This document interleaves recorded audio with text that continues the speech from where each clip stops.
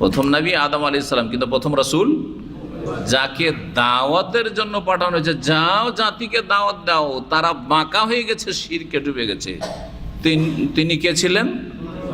প্রথম রাসূল আল্লাহর রাসূল নূহ আলাইহিস সালাতু ওয়াস সালাম।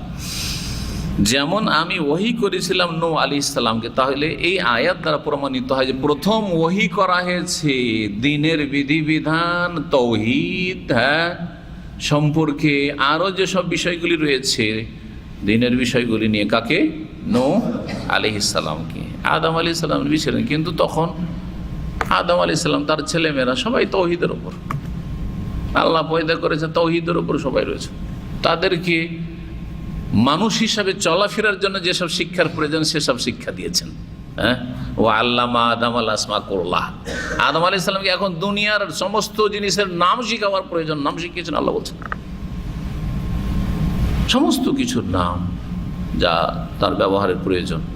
কাপড়কে যে কাপড় বলে, এটা তো আমরা বাপ মা থেকে শিখেছি, বড়দের থেকে শিখেছি, বড় ভাই বোনের কাছ থেকে নয়, বাপ মার কাছ থেকে শিখি। কিন্তু আদম আলাইহিস সালাম কার কাছে শিখবেন?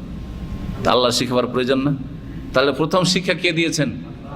দিন দুনিয়ার সব শিক্ষাই আল্লাহ দিয়েছেন, তাহলে মূলে কিন্তু আল্লাহ। প্রথম আদম আলাইহিস সালাম আল্লাহ থেকে শিখেছেন দিন দুনিয়া, আর তারপরে তখন মানুষের কাছ থেকে দেখা দেখি অথবা শুনে শুনে শিখা শুরু করেছে।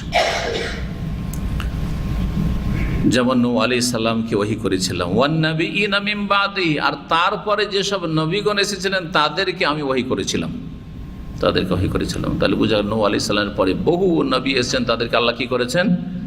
ওহী করেছেন।